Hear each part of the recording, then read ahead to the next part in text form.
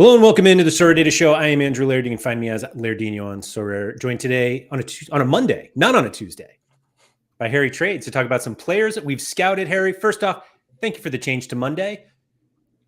I had a topic for Sean, and Sean hasn't been on the show in the last couple weeks. And I was like, I got something for this week. And he's like, I have the plumber coming. I was like, oh, all right. Disappointed Sean can't do that himself. I thought he was a handyman. Ooh, I don't think so. Did you actually think that? No, I'm just. I shouldn't laugh. Like I'm not. So like I appreciate anybody who knows how to take care of their plumbing issues themselves. Anyway, thank you to everybody for coming in. Rude, Mike Baston, and Malky on the podium. Mike with some rather colorful comments about a player that maybe we'll talk about. I don't know. We'll see. We'll see. Malky said, I'm sure it'll come up in the stream, probably, but how important is the eye test for you, either highlights or matches? We can go into this, but one of my favorite things is people claiming that watching YouTube highlights of players is scouting, as if you'll ever see like a negative highlight of or a low light. Yeah. That's all. He looks great on YouTube. Yeah. A lot of guys look really good on YouTube. Anyway, Anion, what's up? Bruzel, Tobes in the house. Josh 7, Sean Thorpe, what's up? Oh, it's been a minute, Sean. Alex Wilson, I'm just trying to find everyone, and then I'll get into the comments. Sorare Malta, Sorare Scout. It's good that Sorare Scout comes in on a scouting show. Casper, Genesis, good evening, although apparently I'm not allowed to make that joke. Ahmed, what's up? Carrie, thanks for coming in. Anyway, Harry, we had 5 players, or I asked you for 5 players that you recently scouted. And I believe you bought 4 of the 5. Is that right? I think so, yeah, from what I remember telling you. Yeah, 4 out of 5. I think I did 4 of 5 as well. Now I've already forgotten the 5 that I picked. But the one you didn't buy, was it just because of price? I felt like they were going to get knocked out by Atlanta. I mean, I had a weird feeling there. I did. Not to say that was the only reason why, but yeah, he was obviously more expensive than the guy that I ended up going for. And I don't know. Am I worried about Messi? A little bit. Is the guy that you bought instead still playing this season? He's not, but... Sorry to rub that in on you. He's not playing. I'll give you that, but there was, information that like the team that he plays for is going to buy him. So like, there's a bit more longevity in him. Not that there's not with Messi, but like there kind of isn't. Yeah. Let's just start with that. What led you to think I need a Lionel Messi rare card? What made me think that? I mean, I'm probably thinking it far too late, aren't I, in the season with one game, possibly a few more left. Right. So there's definitely that element to it, but you could argue probably never had the money for him early on in the season. So it comes with like having a budget. Like I'm only going to be scouting players if I have money, That's one thing. Like I go through phases on this game where if I don't have a cash balance, I'm not really interested in looking at anyone because like one, I'm not going to be able to get them. Nobody trades anymore. So like, I'm kind of just like, I don't know, just making myself jealous in that sense, like that I can't buy him, whatever. Now I do have a bit of a cash balance, so like I am able to scout, and obviously, I could buy a Messi rare card, whether that's in seasonal classic. There's not even that much difference in price with only one game, or was one game left, with maybe a couple more. Obviously, the international break coming up as well was, a thought as well, probably an afterthought. You've got to think he's probably got at least one good year left. So, like, I do need a Lionel Messi if I'm going to continue playing Challenger next season and beyond, maybe. But yeah, like for one game with the potential of a few more and the international break, I didn't think like I think it was like 140 odd pounds. Yeah, what's that? 195 for the classic. I would have probably bought the in season because I have like a 2% on the new Miami collection just through like winning like Diego Gomez and a couple of other shitters. And yeah, I would have bought him. But I ended up going for a Luca Orellano because, again, I have a collection of Cincinnati and it felt stupid that I didn't have his new season card, even though they minted it stupidly late. So I couldn't really I've got it early on. I would have loved to have had it. Sorry, start of the season. I missed out on a crazy amount of good scores from him, and I have Lucho Acosta. So there was a bit of correlation there. Hopefully something would have come of it. It didn't. You know, they went out on pens. But like I'm okay with absorbing that because I'm quite happy to watch him again all season for as long as nothing crazy happens. You know, play for Cincy next season. So yeah, it's probably a case of like I'll probably get a Messi at some point. But I wasn't like desperate for it for the weekend, even though he scored 100 and like it would have helped. Obviously, I don't think I would have won much because like the rest of my cards completely sucked. So like I probably would have been more annoyed that I bought Messi, he smashed, and nothing else like came around it. You know, so. Honestly, I'm quite fine with. I think I spent like £20 on Luca Orellano. I know he's not playing now for however many months, but if we're talking about eye tests and stuff, like you go watch Luca play, and you can just tell he's just ridiculous, like absolutely insane. I know the scores maybe don't reflect it as much as maybe a who's the winger for LA Galaxy, sorry, Peck. Like Peck and him both came from Vasco, I believe. Like. Different players, but also quite similar in some ways. Obviously, Peck's been unreal. Yeah. So I'm never going to get him on the cheap. But like, yeah, Cincinnati haven't been great since like, I know he's been still quite good. So like, yeah, you can get him for like 20 quid where like you ain't going to do that with Peck. It's impossible. And what is it about? Like, so obviously the new season cards are forward cards. Right. Which he does like play up front. Wasn't he a right back or something for a while? Played everywhere, yeah. Left wing, cam, striker. Like they've played him everywhere. Like early on, it was like left wing back, and it didn't. Well, it says left mid. It might say left back at some point, but like, yeah, it didn't really work because he was just too far away from like the attacking stuff that happens for them. Right. And they soon realized that they need him a bit further on. So yeah, he's playing like left wing back, but he can defend. But like, he's not. You watch him play. He's a winger. Like he is. And yeah, he's been sharing set pieces as well with Acosta throughout the season. So. I won a majority, or if not the full package of Cincinnati's corner production, basically, and free kicks. Like you've scored some really good free kicks this season. Like I don't think I don't think Acosta scored a free kick this year, but Orellano's like really good at free kicks. Yeah, and the two of them, like, not that they necessarily correlate with each other in terms of decisives, but they both score well together a lot. Like if they've scored from a corner, you know it's one of those two that's whipped it in. If there's no other like shenanigans that have happened, so like yeah, like you said, it might not be a double DA because one of them's taken it. Like Luke Acosta isn't in the box heading goals, you know, like so it's one of them where like I know I'm probably not going to get a double DA necessarily, but you could argue like penalties won. Like I'm pretty sure Orellano's won a ton of penalties this season. I don't know whether you have the data for it. I'm sure you do, and obviously Acosta takes the penalties, so. Right. There's definitely a double DA in there somewhere, whether that's from open play or not. You gonna look at Kevin Denke now? Yeah, I saw this last night when it got announced. Yeah, I mean they need a forward desperately because I did think what's his name was going to be it, Kevin Kelsey, whatever his name is. Yeah, the guy on the bench there, but like they paid like $7 million for him, and the first few games he looked good, but yeah, he's not up to it. They need serious. Reinforcements, but Acosta came out and said like he's not happy. Like, he basically said like after the loss to New York, he said like I don't know whether this is my this could be my last season, which is kind of ironic that like 2 days later they've gone out and basically bought Kevin Denke. Yeah, keeping him happy. It sounds like if that is all true, so yeah, I'll definitely have to get involved in that because that could be nice. For sure. Just to go back a quick second, Ricoman said, as someone whose job it is to edit football clips, it's easy to make anyone look good. Yeah, for sure. Did you, well, you watch enough Cincinnati, so you obviously saw plenty of Orellano play. Oh, he's ridiculous. Like, actually ridiculous.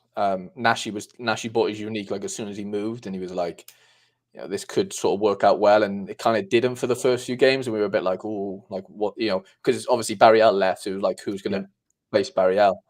And it turned out he's like 5 times better than Barriel. Like maybe not score-wise, I don't know, but like if you watch him play, I know that doesn't necessarily matter, but like he is way better than Barriel for me. Okay, that's fair. So of the guys that I had on my list, like I actually had some experience with one of them. Let me see if I can if I have experience with the others. I actually have experience with 2 of them. So I guess I'll talk about that, but this is a guy that both of us have now.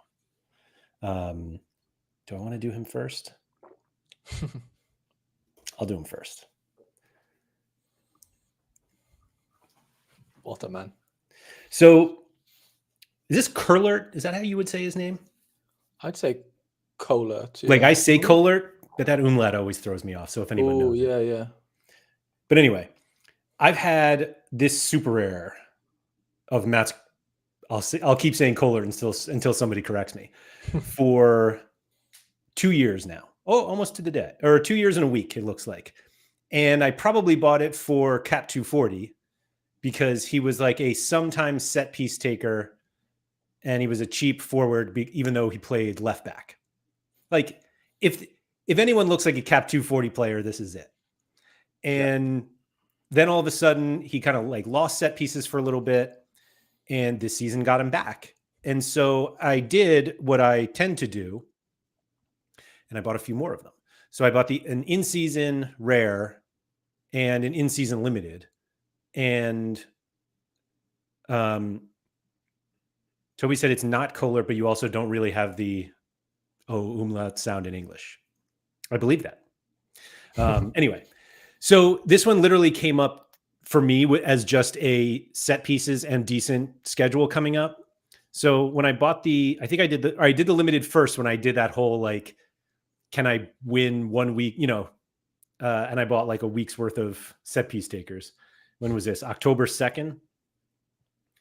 So looking at scores, October 2nd would have been just before this game week. So he had just played Heracles. He'd played Groningen, had 20 plus AA. And then he had home games coming up against Zwolle, NEC, and away at NEC. Home against Sparta, which I was like, maybe that's a tough one. Turns out Sparta are just absolute garbage. And then Fortuna, and then Go Ahead. And he did exactly what I expected, what I was like hoping. Like literally the first game out, just the 50 AA, 5 attempted assists, not a single big chance. But like, it was as simple as that. Like this guy's taking set pieces. He had already, like, I missed out. I should have scouted earlier because I would have, like, you want the home against Groningen and any game against Heracles you want. And he had just come out of like 2 tough ones, like at AZ where he got an assist, which canceled out his negative 18 AA. And the Twente match wasn't that good either. It's Me Clip said it's pronounced the same way as, which is funny because I just say Ozil, but it's like Ozil. Yeah. I don't know how they do it.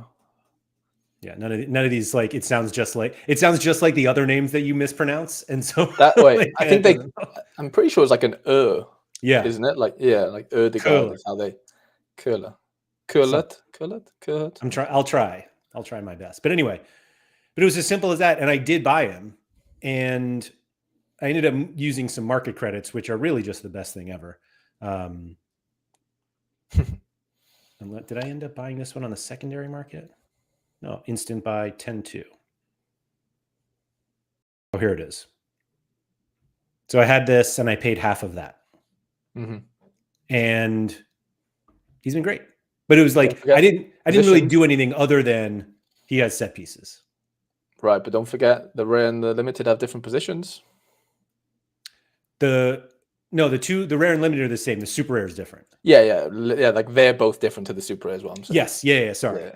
Right. So the new cards are defender cards because he actually plays defender. Part of me kind of wishes I had the defender super rare. Yeah. But although they like just had a clean sheet, actually 2 of the last 3 in fairly tough matches. Now that I'm looking at it, this team is so weird. But like, maybe I don't actually want the clean sheet possibility. Forward's a lot better. Yeah. Well, because like there's very little downside. Like the negative AA possibilities are so much higher for the defender. Yeah. Possession lost and no clean sheet. Right. Like, and no goals conceded. Like it's just OP in that sense if they are conceding goals. But like you said, they're not really doing so apart from that Fortuna game maybe. But like still churns really good AA. Mm-hmm.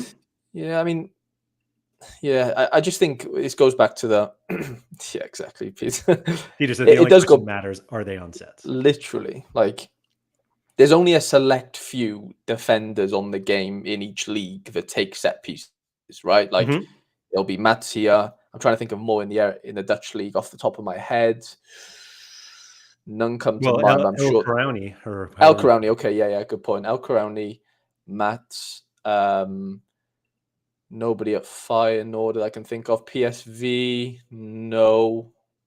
So like, there's not many of these type of cards. Like they're in like a sort of like they're in an enigma in themselves, I guess. And yeah, like some of these points will look the same for centre backs that play on different teams, but ultimately the route to that same point, whether it's an 80 or whatever, is just a lot different. Like it's just built up, or we know this, it's just built up differently. And if you can get a defender that's doing these types of things on half decent sides, because at the end of the day, if a player's on corners, it doesn't matter if they're not getting corners. Like they need to be high up in the field. Like they need to be doing things to be getting corner kicks for them to progress into AA games and whatever. So, you don't want a corner taker from like the worst team in the league most of the time, because they're just not dominating games of possession, games of football to like actually get those chances. It doesn't have to be just corners, obviously free kicks as well, but the ultimate is to have this guy on pens. That is like end game. This Eric Smith guy that everybody loves for Contender, is he on pens? It could be, yeah. He might be in the Bundesliga. I think it's... Oh, he is in the Bundesliga. Excuse me. Yeah. Was he hurt? No, he's hurt. He might be on pens, yeah. He's on something. Is it this guy? Yeah, it's definitely him. I was going to say, what are these scores that make him the GOAT? What am I missing here? Yeah, I don't know. I mean, there's a 95 in there. Yeah, Osipenko plays obviously in Russia. He's a pen taker himself, I believe. Who else took pens? Man, I just can't type today. Used to be Rakitsky. Yeah, he was the GOAT. Now there's some scores.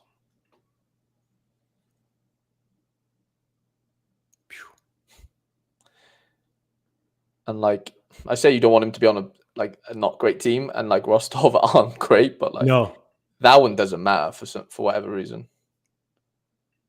Great line by Mike.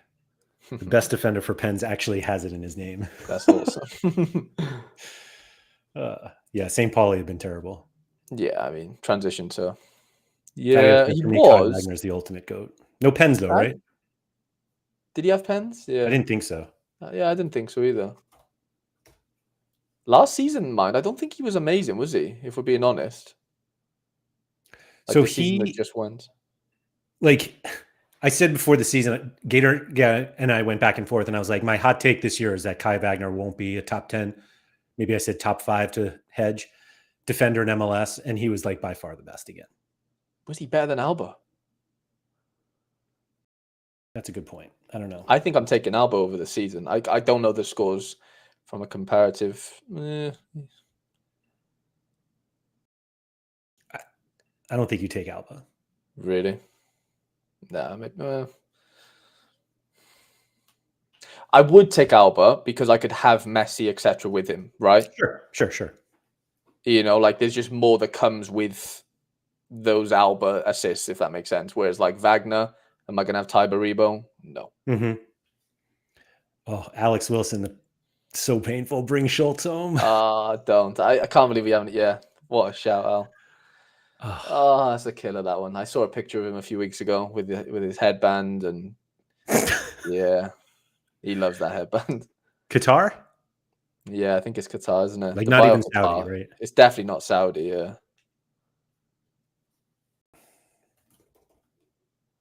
Yeah, he was the GOAT. Like, you just knew if he was taking a pen. He did miss one once, which killed me, I remember. Like, I was in a good position, and he blew a pen.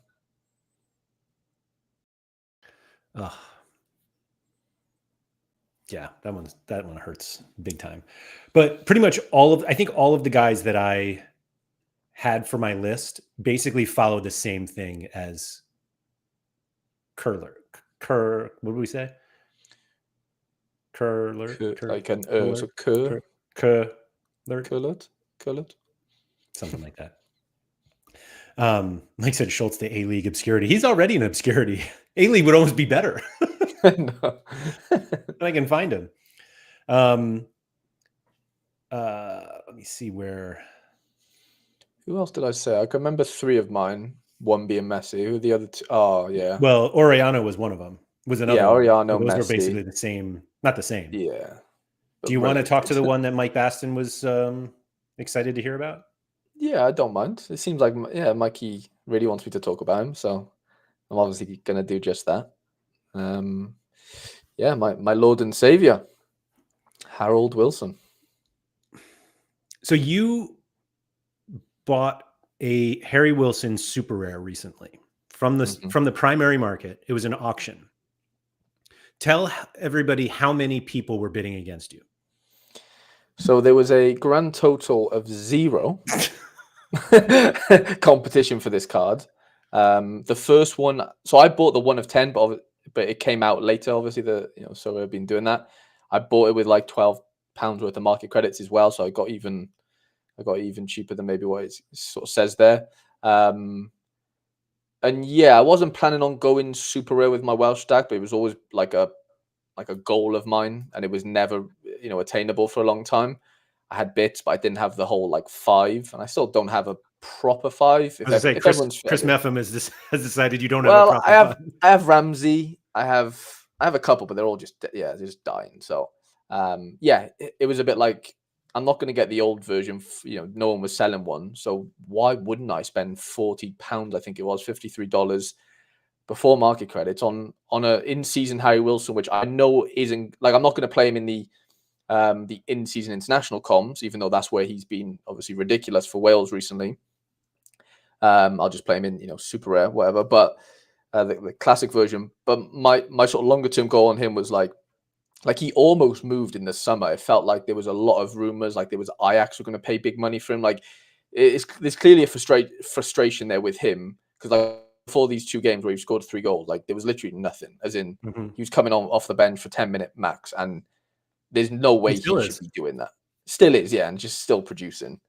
But like, yeah, there's just no way, if he wants to progress his career, like he can't keep doing that. It doesn't matter how, I don't care whether he's the main man for Wales or not. It's just not good for him. So, and I think he obviously kind of knows that without knowing him personally, but it's probably a case of where he might go on loan in January. Like, I'd be shocked if something, unless he somehow breaks into the side and Fulham have like a bad injury in one of those positions that he plays, there's not really a route for him to like succeed, in my opinion. Now, that's not to say like he has to necessarily leave, but I think if he could get a loan somewhere, like, I don't know whether that's like Leeds or somewhere in the Championship or somewhere abroad, maybe, then having the in-season version for me, if he goes to Challenger, like that's just jackpot for me.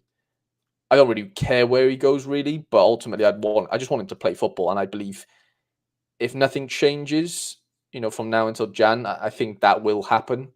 And as I think it'll happen with a lot of the Welsh players as well that aren't really playing. So I think Bellamy really wants people to be playing football. Oh, Pavel Trader. Just saying. I mean, if he chopped off the last 2 digits. Yeah, loan to Leeds would be fun. Him and Dan James, maybe. He was great at Derby back in the Mason Mount Lampard days. But I don't know. Like, it's so tough. Like, it's so tough to really think about. I think he needs to be the main man somewhere in Challenger. I know that's like selfish, but like somewhere in like PSV, Ajax, Feyenoord, like something like that. Because there is a weird connection right now with like Nico is rumored to go to Feyenoord in the summer. Like, there's a lot of like British players being rumored to go elsewhere now. Like they're open to that idea, where before it was like a big ego thing. Like you wouldn't really want to go anywhere else outside of England. Yep.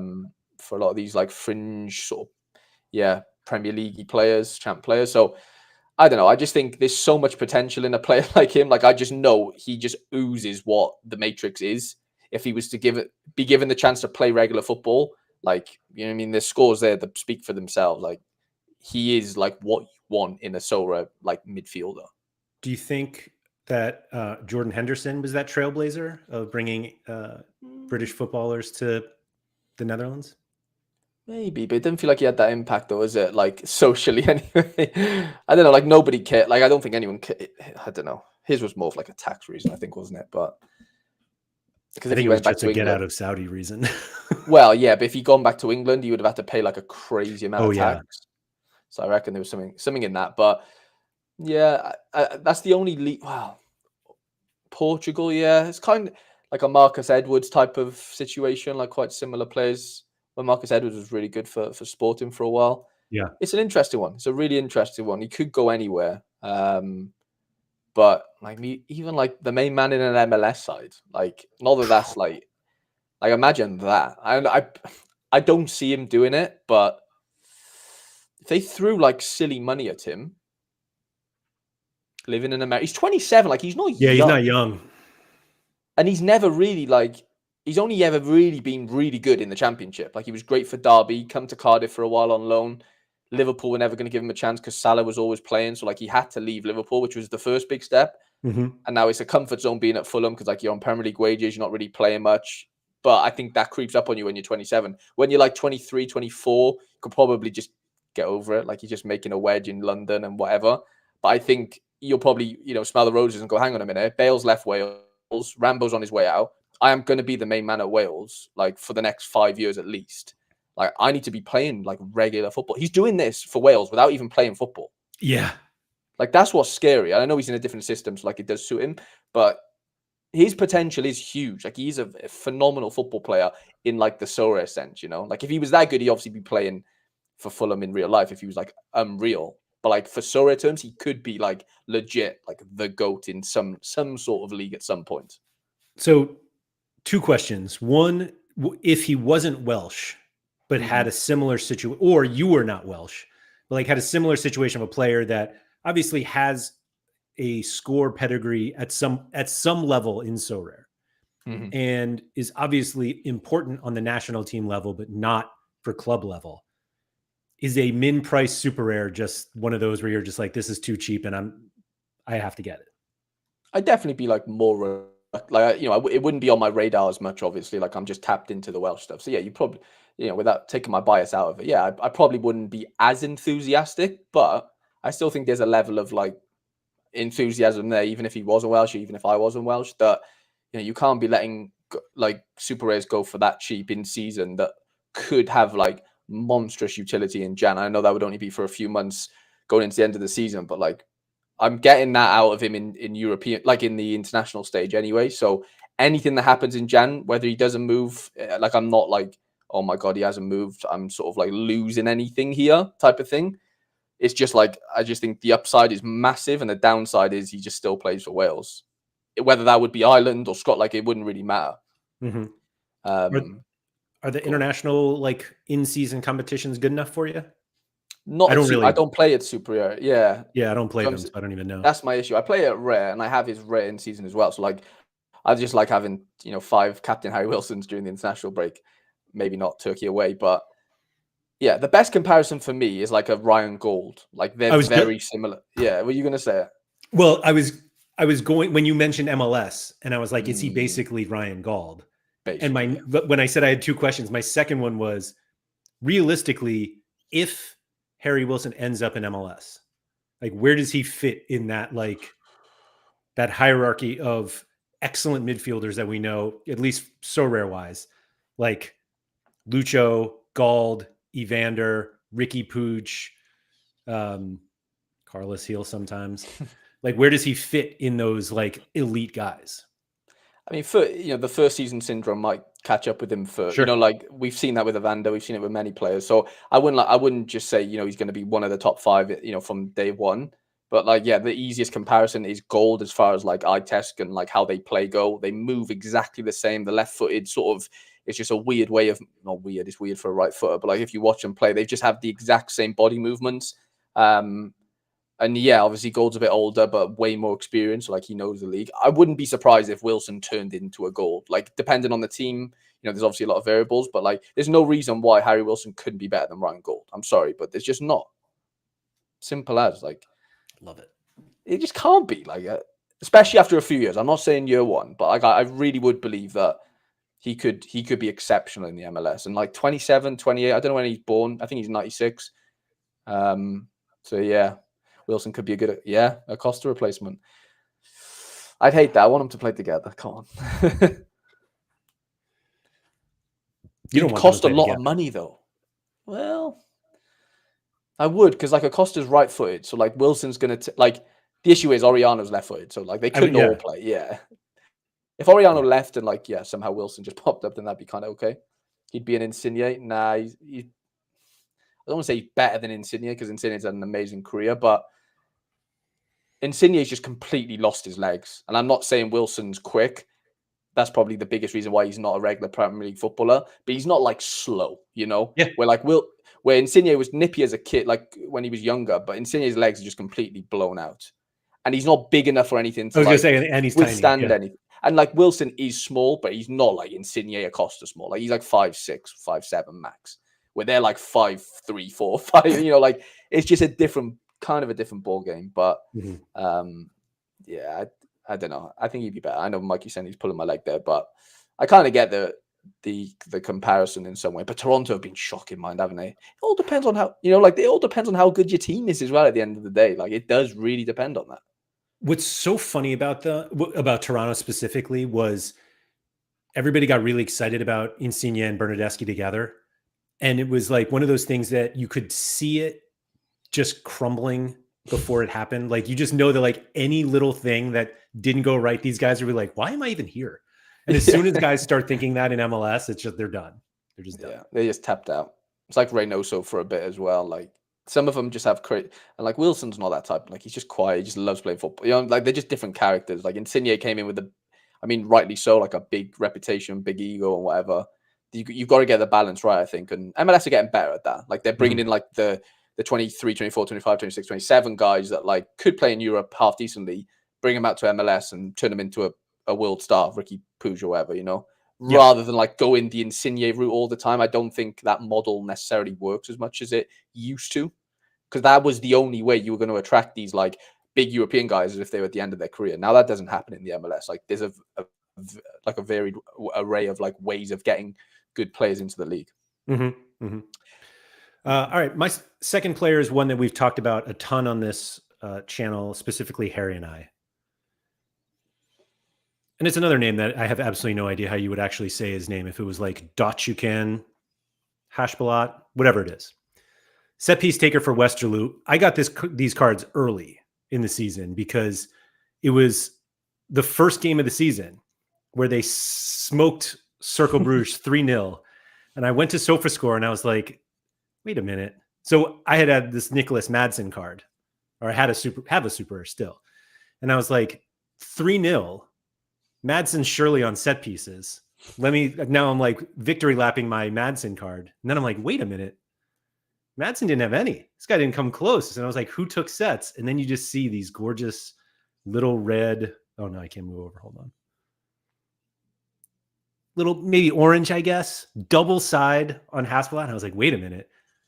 This is something. And then they put 4 on Mechelen. And here he is again on sets. And I bought him. And I was like, it's good enough. And then, put 4-3 against Westerlo. Against USG. And then it all came crumbling down. But there was like, Harry, you and I were talking about this. We're like, maybe Westerlo is this team that will just try to win every game 4-3.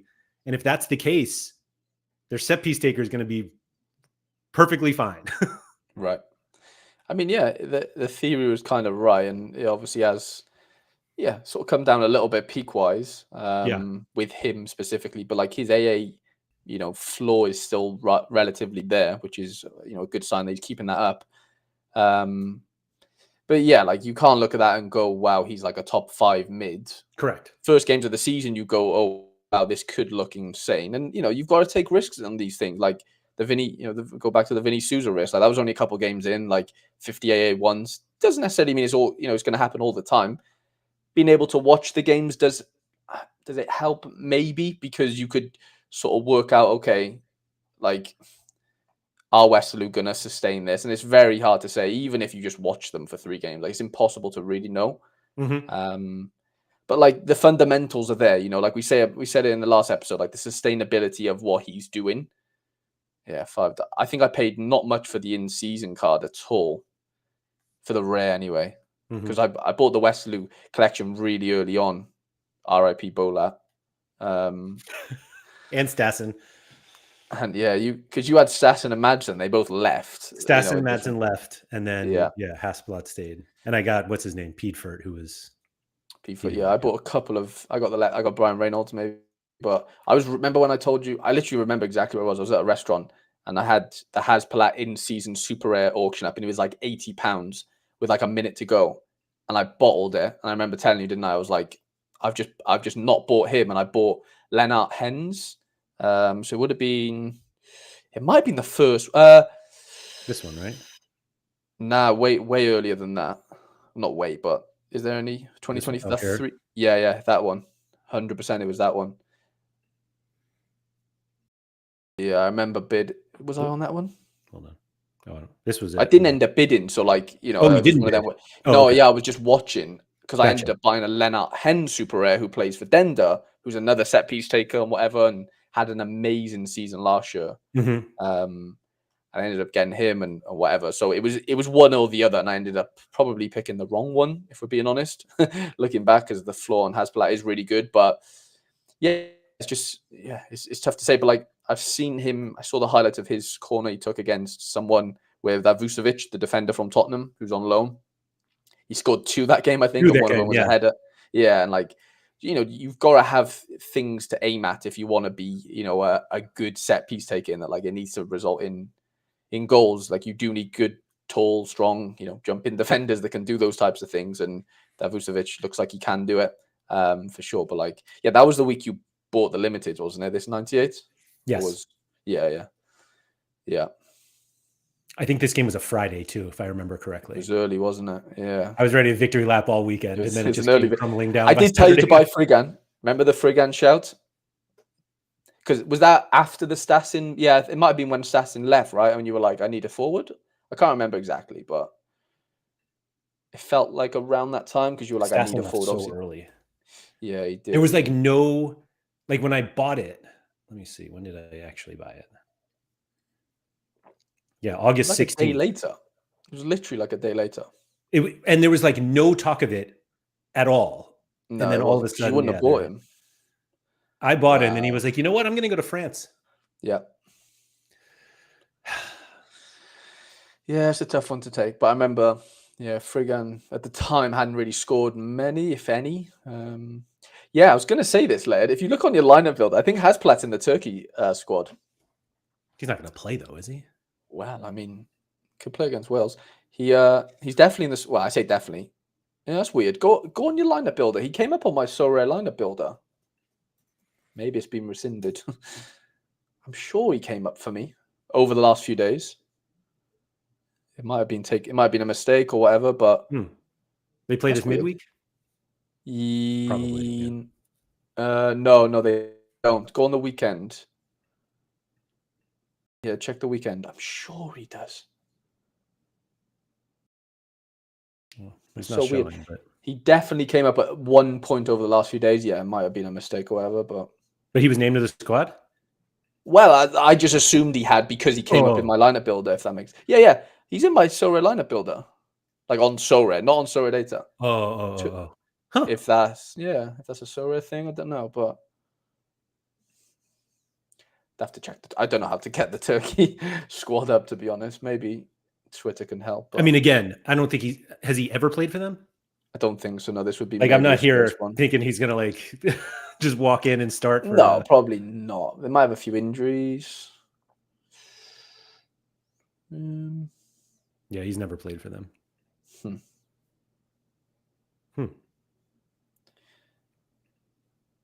Yeah, someone might be able to help us. I just can't find the Turkish tweet, with the squad. But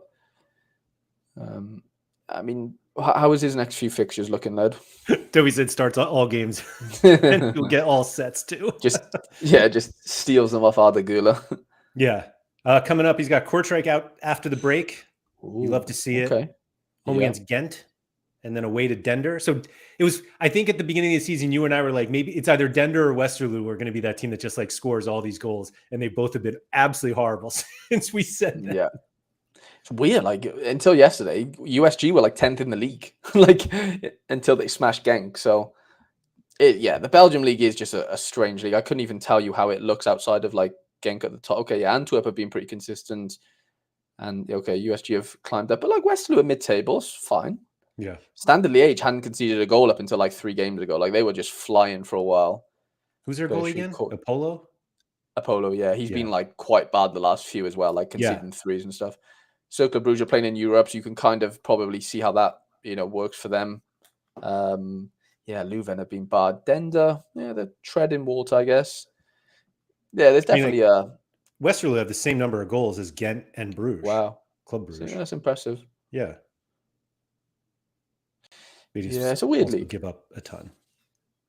Yeah, goal difference just 0. Yeah. The only team on there was 0. Yep.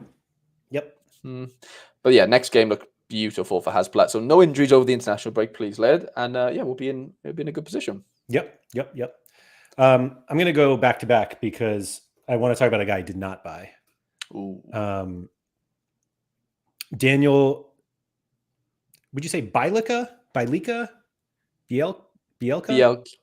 I would probably say. Bielka? I feel like there's a... Bielsa, I don't know. Anyway, he's the goalie for Breda, NAC Breda. Yep. Mike said Haspo's not in the squad. RIP Haspo. No, it's fine. Stay. We don't mind that. Yeah, stay at home. Get tucked in. Yeah. I don't need more players who travel and don't play, and then are exhausted when they get back. Anyway, so let's see. Floor price is now $47.94. I have multiple rejected offers in like the 60s for this guy, which you'll see. Nobody was probably taking it actually is a little further back, but he only has new season cards. And what I was really just going for was a goalie who was going to play against NEC, Zwolle, and Walwick. And I was like, oh, he had some pretty decent AA in the tougher games like Feyenoord, because obviously he's making saves against Feyenoord and Twente. I guess a good one against Fortuna. Look at that. Jeez. Took it to him. They're just filling up the... Diving catch, diving save. He knows the matrix. Yeah, for sure. But then he seems to have forgotten about it until he got slaughtered by PSV. But this was one where like I really tried to get him, and I was going to get 2 of his, like I was going full-fledged defensive stack. I was going to get Grimal and Van den Bark, who both have been horrific. And you and I kept talking about this guy, Janusek, because he takes set pieces when he plays, but the guy never plays or never starts. Yeah, that goal there, I think, was a free kick. Remember telling you, when it was like, surely he starts playing now, maybe, and he's just a bench boy for whatever reason. But yeah, I don't know. This is like, there's definitely a scale here in like what you do to like what, like maybe not what I do, but I just maybe think sometimes like goes overboard. And this is just not a critique of you in any way. But like, I think you look at, like we're all guilty of it. We look at like matchups and we think, despite how good or bad the team is we're going to buy into, like those good matchups all correlate to like good scores. Yeah. And it's not even a you thing. It's more like like how Gator guys come out with this whole like, Betis thing, right? Like that can go overboard in a negative connotation. Sure. And I'm not saying, what I'm saying? Like you can just forget the team you're playing and just go, well, this team, no matter where they are in the league, are playing 20th, 19th, and 18th next, and they're 16th, let's say. So surely they're going to have like at least a couple of good games there. Similar to the NEC Breda one you said, they're playing 3 teams and they weren't that great, obviously. And they're 11th, like they're an okay team, whatever, first time back in the league and stuff. But it's just interesting, isn't it? How like we can just get blinded by good fixtures sometimes. Like all these strategies can go overboard, and it's very hard to find the balance. Totally agree. I think what I am guilty of is not actually considering the team I'm buying into. Right. Yeah. All I look at is the opponent. And like, I could be like, the team that I'm scouting could be playing 15, 16, 17. And I'm like, those are really good. Totally ignoring that the team I'm trying to get is 18th and just being like, oh, well, and then all of a sudden it doesn't work. I'm like, oh well. 100%. And I think that then goes into like the set piece things, like we said. If you're having a set piece taker that, or you're going to buy into a set piece taker that just plays on a not great team, but he does have like domination over the set pieces. Well, are they gonna be good enough in games to get these? Like it all, that sort of overboardness of like scouting can really, come crashing down because you have a high expectation of what's to come in the next the N3 or whatever, the N5, and it just doesn't. It doesn't sort of correlate then when it actually comes to fruition.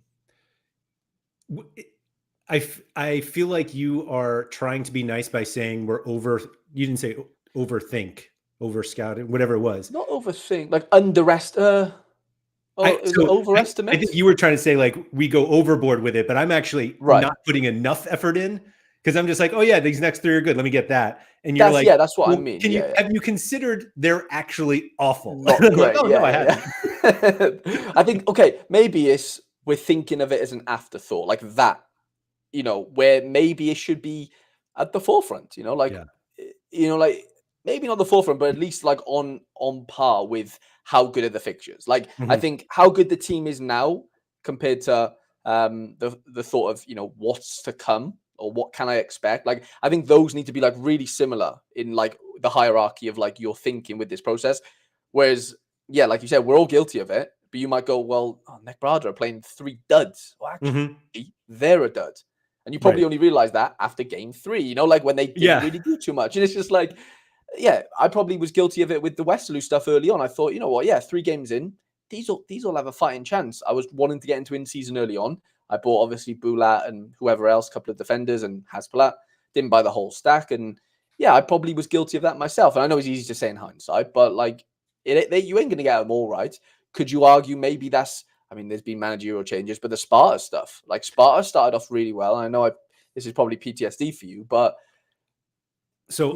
full disclosure, I had no idea they were this bad. Like they're literally 16th right now. They were I'm sure they had a European qualification in the summer. Absolutely.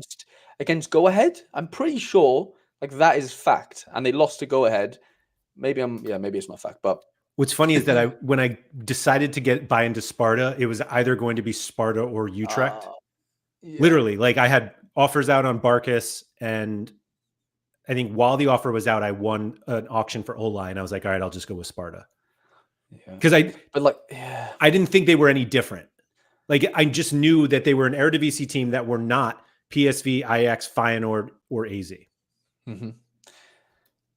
This is just the unpredictability of like year to year on Sorare. Like I've been like saying this on content for a while, not to say like it's my, the thing that like I'm known for saying, but like I have especially like since playing for a couple of years now, I didn't know this at the start, sorry, but most things that happened last season just don't happen the following season, especially for some of these like not PSV or not Feyenoord or not Ajax, where they have less resources. The turnovers are, a lot deeper in the team because their good players move, and there's just a lot of things to consider.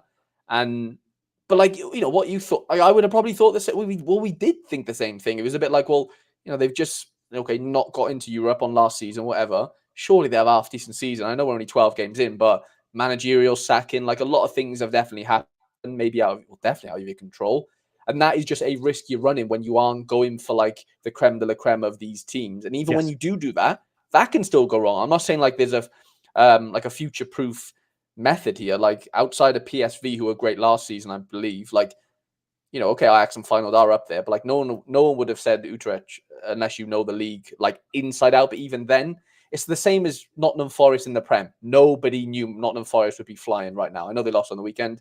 But that maybe is a good comparison. I don't know with the state of the Dutch league right now. Making matters worse, do you want to tell everyone who takes set pieces for Utrecht? Our Lord and Savior again, my under-23 defender, El Karouani, who, when did I get his Super? Jesus Christ. This is similar to you with the Matt situation. I've had El Karouani definitely since last season, I believe. And I remember speaking to someone in pre-season, and it might have been Sorare Eredivisie or one of the Twitter accounts or whatever that has the Patreon.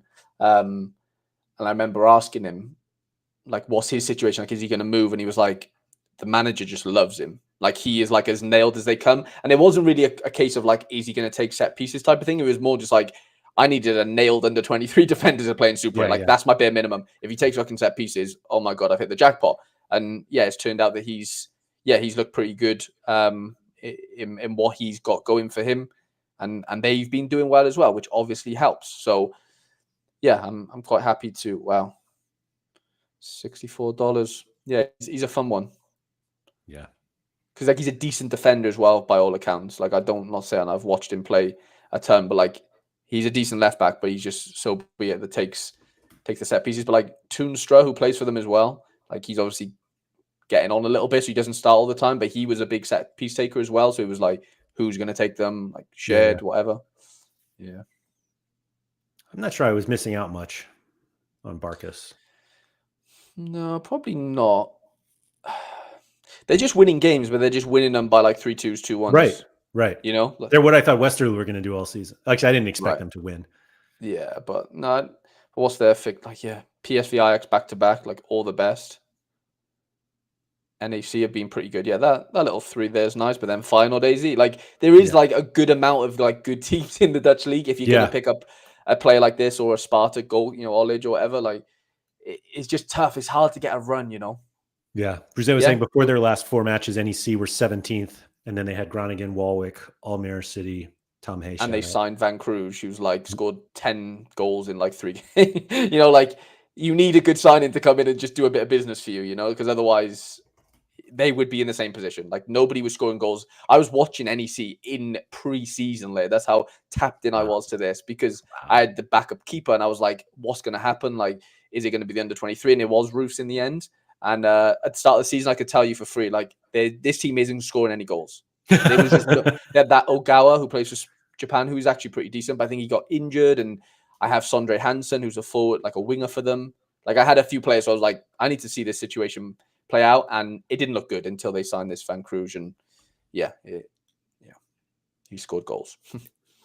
Moving over to Belgium, there's another one of your guys who had 33 AA this past weekend in a 2-1 win over Mechelen. Tell us a little bit about how you ended up with multiple cards of Balal Brahimi. So I I chose Nice as my champ in season collection for this upcoming season. I ended up winning his rare somehow, as in like it was like a tier 4 or a tier 5. It was. I agree with Nep. They definitely. I know you don't agree with this, but they definitely give you the collection pieces for awards, because like that one was just so ironic. I think I just started in, and I think it was a global comp as well there that I won him in. It's just like, how am I winning a champ guy as a tier 5, in All Star or whatever it was. Anyway, that's a conspiracy theory for another day. But yeah, so he moved on like the last day of the window to Belgium, and I was a bit like, okay, obviously that piques my interest. I have a collection in him. I sort of scrolled back to his previous scores in the league, and there was a few. I mean, he didn't show much glimpses, but like he scored a goal against Marseille back to back. He scored an 80 then against, I think that's Metz, Ajaccio, sorry, or however you pronounce it. Like there wasn't much to look back on, but a player that has played Ligue 1 football go into Belgium,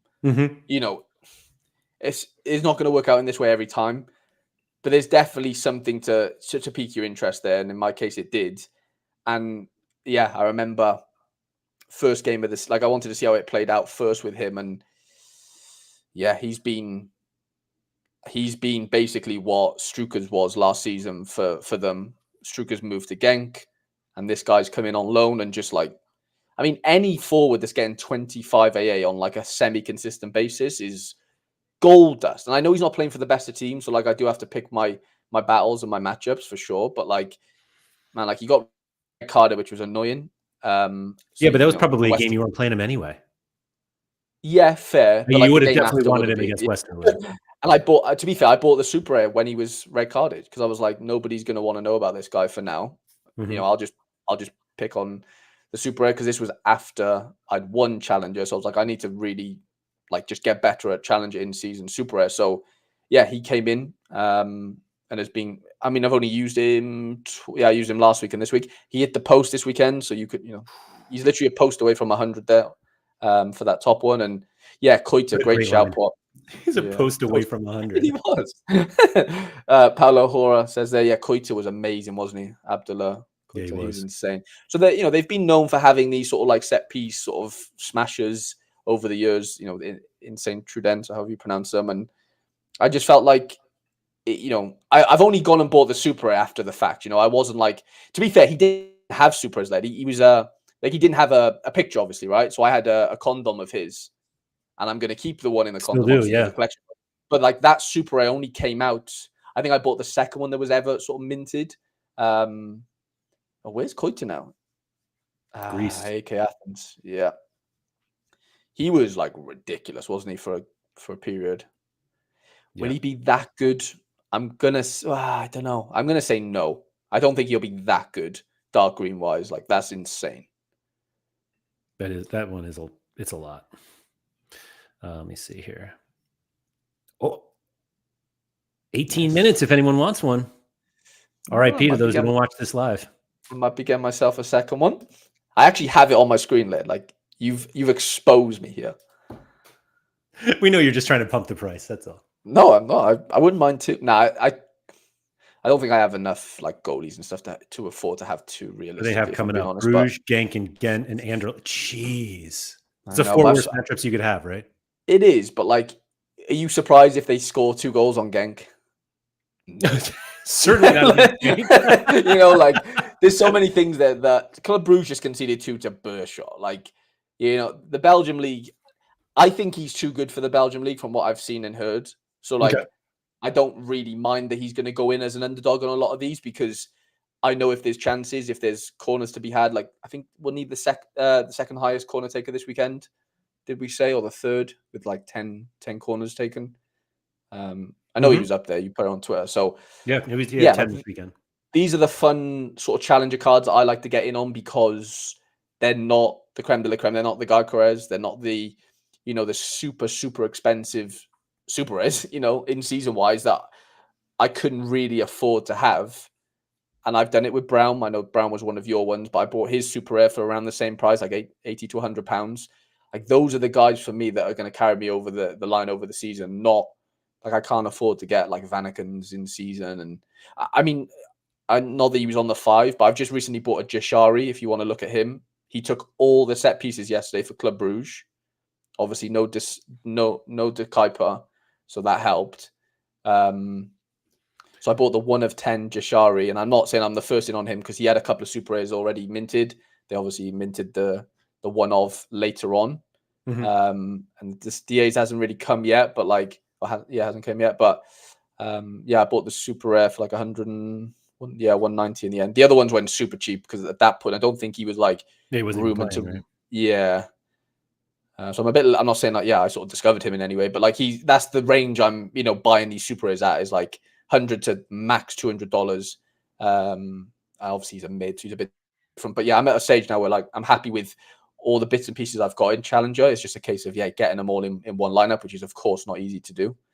But I'm trying to, there's definitely a theme with the in-season super rares that I'm buying in Challenger. They're all in and around set pieces like we know, and they're not, playing on insane teams outside of this Jashari fella. So I have 2 champ guys. We've talked a lot of Challenger, but I'm going to let you finish Challenger because you found this gem that nobody has ever heard of. Dušan Tadić. You bought a Dušan Tadić super rare recently. Yeah. I mean, that was a case of like, I don't think I would have ever got a super rare Tadić. No one would have been selling one outside of Roxy. So it was a case of like, I need to just take advantage of what Roxy is just not wanting right now. Yep. And I mean, what did I pay there? I mean, it doesn't even look that cheap compared to like 308 for the mid, who's the in-season one has just gone 8 days ago. Would I pay? Yeah. I mean, I'm happy I've got a forward, but I'm also like in a way not because like I've got 2 in-season forwards in Brahimi and Brown, so I can't play them all in the same team now, which is okay, it's whatever. But I couldn't pass on getting a classic version of a Tadić in right now because having 2 options in super rare of your classic cards is so underlooked, I think, from people like that don't play it. Not that they really care because they're not playing it, but like it is just a really nice thing to be able to do. To have a classic super rare and play 2. So for $180, the same price I'm paying for, like really, just like very average, super rares in season from like Belgium and stuff. Like you can't leave a Tadić, there for that. And there's rumors they really want to give him a contract extension, or like it might be happening. So if that happens, great. If not, get to MLS. What do you think the most was ever paid for a Tadić career? I'm going to say like 15 grand. Beyond 10, surely. Oh my God. 32,000. Actually, that might have been, hold on. Yeah, that's this one right here. That's so Roxy sold this one and you got a different one right after. But oh no. So yeah. Sorry. Is that? Yeah, I think you're right. Roxy. Oh no, Roxy won that one. Yeah. Oh, different season. That's why. Yeah. So the top was $32,000. You got a card that had previously sold for $32,000 for $183. They're so rare for you right there. I don't know. I was looking at Roxy's gallery yesterday. There's a Timber rare card up for like £8. And I think he bought it for something crazy, like 9 grand or something. 2 ETH or so, I'm sure. Yeah, it was nuts. It was absolutely bonkers. But yeah, it might be short-lived with him and Fenner, let's say. But at worst, he's my captain every week, in a good matchup. And I need those type of players if I'm going to try and compete at that level. I mean, he doesn't like is the option retiring? No, I wouldn't say retiring, but like that's what I mean. Like anywhere he goes, he's probably taking set. Like, he's not going to go somewhere and not take set pieces, right? No, but like I don't know. I know he's Serbian, but I don't know if he started in Serbia for some sort of Slavia, whoever. Like I don't know. There could just be something where he just goes home, but I don't know where he actually started. So that's just my ignorance there. But I don't know. There is that risk maybe, but where did he start? Of course he did. Yeah, he's going back, baby. Go home to Vojvodina. Vojvodina. Could you imagine Dušan Tadić playing in this right now? Come on, he's got years left. Yeah, he's got an MLS stint in him, I think. I mean, I don't see why he wouldn't be good in MLS. Yeah, I struggle to see how he wouldn't be. Right? Yeah. Yeah, because he's never relied on his pace. Like, he's never been quick. He's just always been so technical, so clever with his through balls and whatever, and obviously, yes, some set pieces as well. I think he'd be quite fun. Yeah, agreed. All right, so the two champ guys I have, one I bought and one I did not.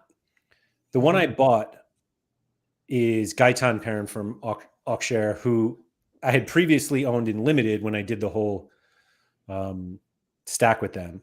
And when they were in Ligue 2 last year, he kind of like took a few pieces with the Gaultier Hein. Yeah. Hein took most of them. Hein was better. Hein had no ambition and decided to transfer to Metz and stay in Ligue 2. Perrin decided to take on the big boys here in Ligue 1 and is absolutely smashing his face off right now. And he takes set pieces. I bought him, I think, after this game against, and everybody says Rhymes, but it's like Rhymes, something like that. I tried. But he's been like, this was I think, a fairly shocking outcome, drawing away to Lyon 2-2. But then, obviously, against Mandanda, anybody's going to have a good game. So he had the 2 goals and the 22 all around, but then 30 all around points and 2 decisives away to Marseille. But this one was just like a simple, like, oh, he's on set pieces for a champ team that, like, in the right matchups, as some people love to say, like, why doesn't this work? Well, I mean, start of the season, it wasn't working. Like, they weren't winning games. He wasn't playing. Started the first few, and then it was right. So, like, right here, yeah. Yeah, I mean, this is fine. Yeah, like 15. But like I don't know why he got benched. Well, they changed formation. I remember they went for like they gone from 2 or 5 back or something. Something had changed where they went like 2 9s instead of Perrin as like a 10 or whatever. Okay. And now it looks like they've got Hamad Traor&eacute in, who's like another sort of attacking mid. So they've gone 2 10s and a 9, and it's working right now, And that was these type of players, like I always say it to you, and I've said it to Gator as well. Like, they don't fit every system. Like these set piece taker type of guys aren't normally the most athletic, aren't normally, the first guy in, first name on the team sheet. But in the right system, they are. And it just depends on what that manager likes and whatever. And it's obviously worked out now so far, which is great for him because he's obviously reaping the rewards. And yeah, your peak wouldn't have never been peaked. Sorry, your peak wouldn't have been interested. What's the word? Your interest wouldn't have been peaked. There you go. Unless he took set pieces. Whether that was like, I know the first 3 games were good, but then like he went through a tough period and I don't think you bought him. You bought him after that, right? So I bet he was even cheaper, wasn't he, during those three substitute appearances? I bought him. I think I traded it, so it won't show up on the. I got it from Basel for this Philip Sander, which was a reward, and $5. And you've like basically 7 extra money if you were to and sell now it now. For basically $80. Although that might be the. Oh, it is. Let me take that back. I mean, that's the floor, so who knows? Although, thank you to One Autumn Leaf for instant buying at $68. We love to see it. But yeah, he's the one that like. So when did we say I got it? October 21st. So that would have been during this game week. Maybe he got the assist against Reims, and I was just like, let me get him. Which, like, I guess buying into this is not great. Like, playing against Saint Etienne, like benched against Saint Etienne, or, being a sub against Brest, sub against Montpellier. I mean, you missed, I guess he plays Le Havre and Nantes later in the season at home, which is good. But like them beating Marseille away is a massive statement. Like that just shows they're here, they're not here to mess around type of thing. And whether that was the Friday night curse doing or whatever, because I know that was this, this past Friday, and a lot of stacks got sort of annihilated because of it. But and the Rennes one was during the French special. Yeah, it was, where I didn't play my Perrin. Don't have a super end in season, but yeah, those sustainable scores. I mean, there's a lot of DAs there in the last 4. It's really is the all around sustainable. Of course, yeah. But like, it only looks that great if there is a DA in there. That's fair. As a forward, that's just ultimately how forwards fall. But like Auxerre at home, like you've got to fancy that, haven't you? You've got to fancy that. Toulouse away, I know they've been actually pretty good keeping clean sheets. They have been decent, recently. They've got a half decent run, but it just shows that they can beat, if they're beating Marseille away. I know De Zerbi this, whatever, but like they can kind of do whatever. And we know PSG are PSG. I wouldn't be surprised if they can see, PSG concede a couple. Like I'm more concerned about that match against Lens than I am Lens against at home than I am PSG. Than the PSG, yeah. Because I don't know where that PSG game falls, if there's Champions League either side or whatever. But like, yeah, you've got that to contend with as well. The only bummer is that these 2 games are like 4 weeks apart. This is December 14th and then January 4th. Got you. With a little Ligue 1 French break. But then like they play Angers fairly close after that. What's funny is that Didi brings Ravelis in, starting the team, and got benched around the same time. Paul Jolly, the right back, had been replaced recently too. I thought Jolly got hurt, but whatever it was, like I was like, when I saw this Angers matchup, I'm like, who else do I want? And the answer was basically nobody. Have a look at the Hamad Traore. He's not as good, obviously, but like he's been quite impressive. So I think he came from Bournemouth. He's been around for a little while now, but it's not a bad little run. He's obviously not got the set pieces. He's never going to have. I was going to say, you take the decisives away, and we got a lot more. And he might be a mid-led, which probably doesn't help him either. Correct. Yeah. So you probably don't. Well, I say you don't want him. He's obviously decent enough, but I don't want him. Yeah, you don't want him. It's parent season, baby. Is that Kijana? Wow. He's had a weird career so far. He's been so many clubs.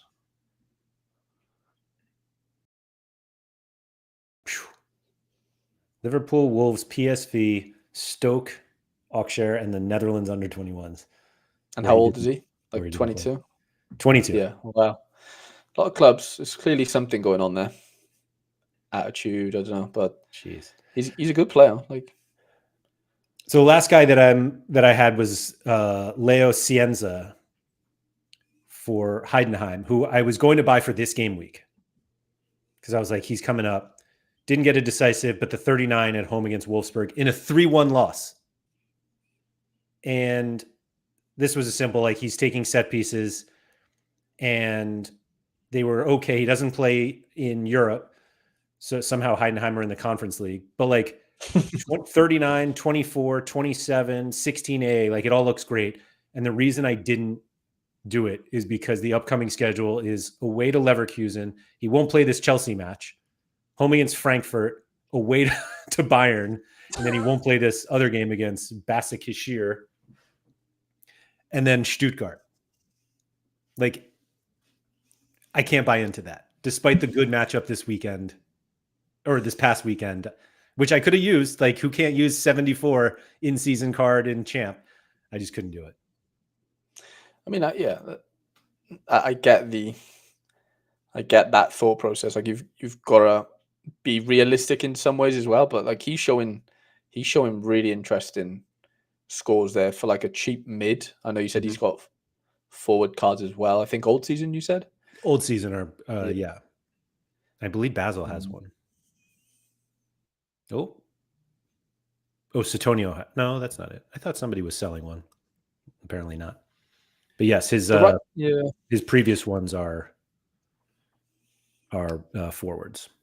The issue is with that. Okay, so you buy now. Okay, you're not expecting anything for 4 or 5 games, whatever, which is a bummer. But is he going to be less or more expensive in 4 or 5 games when there is a good schedule? Like, how do you play that one? You know, like, what's your thoughts on that?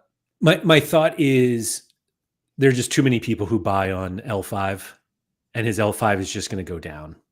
Right. Like, surely in that schedule.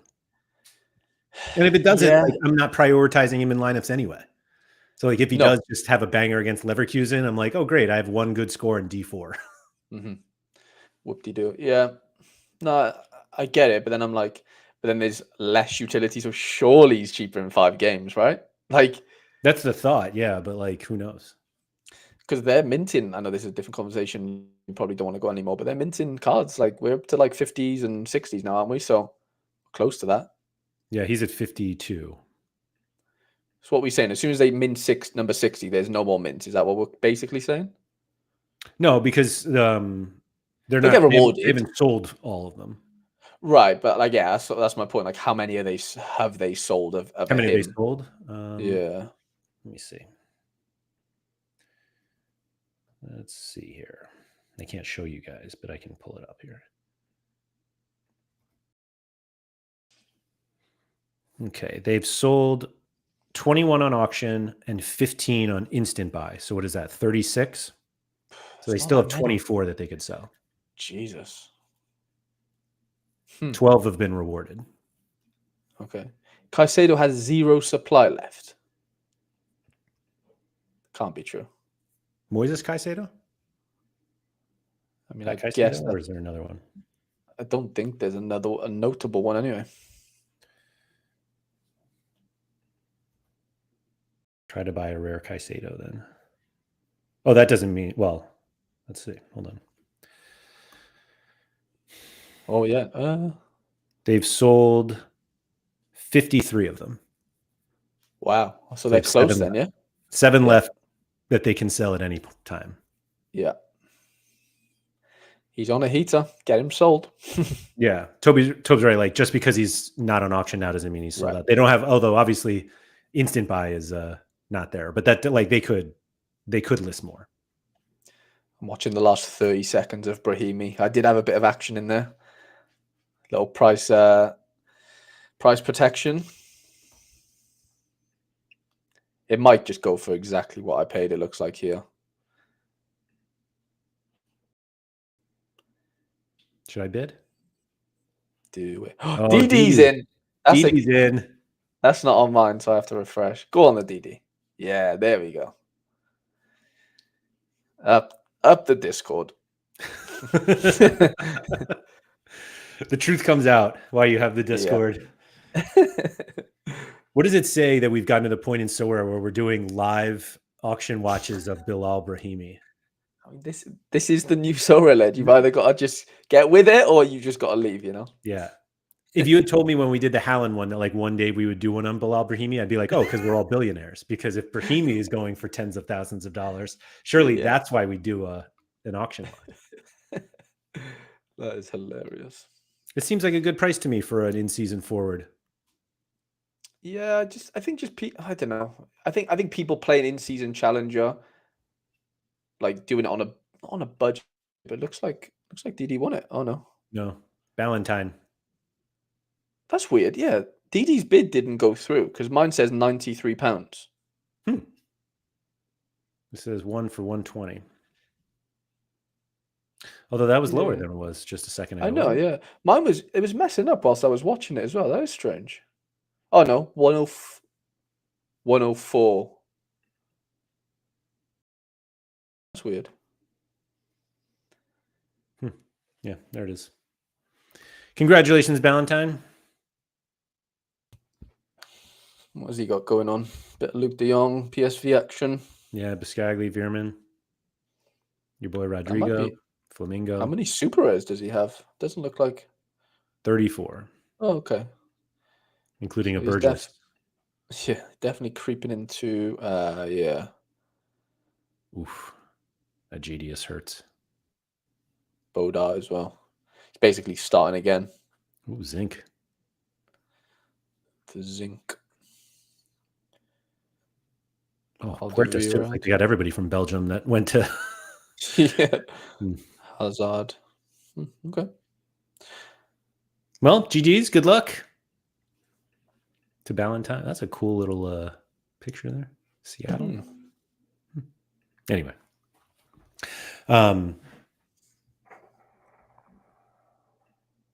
Yeah, it must have been a max bid, or Valentine's max bid was higher than DD's. That's why you won. Okay.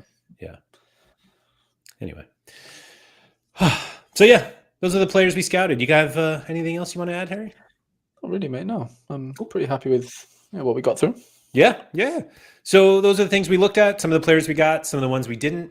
And yeah, if you have any questions, feel free to reach out. You can leave a comment the video below, or find me on Twitter at Andrew M. Laird. Harry is it just at Harry? Nope, at Harry Trades YT. YT on Twitter. Go over to the Harry Trades channel on YouTube. Go subscribe, all that good stuff.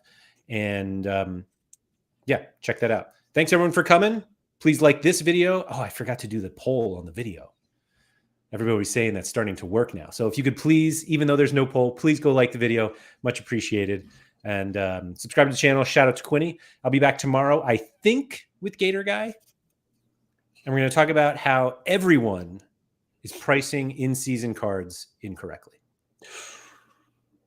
Stay for that. Don't forget to get your steps in.